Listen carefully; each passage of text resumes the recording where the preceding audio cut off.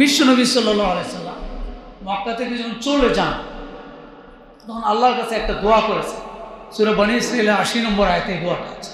আল্লাহ রাসূল দোয়া করেছেন, রব্বি আদখিলনি মুদখালা সিদকিন ওয়া আখরিজনি মুখরাজা সিদকিন ওয়াজআল লি মিন লাদুনকা সুলতানান নাসীরা।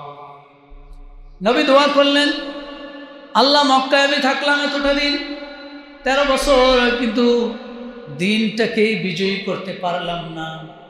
দিনের সবগুলি বিধান আমি সমাজে দেখতে পারলাম না।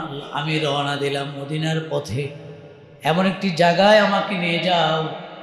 রব্বি আদখিলনি মুদখালা সিদকিন, আমাকে মক্কা থেকে যথাযথভাবে বের করে দাও আর মদিনায় আমাকে পৌঁছিয়ে দাও।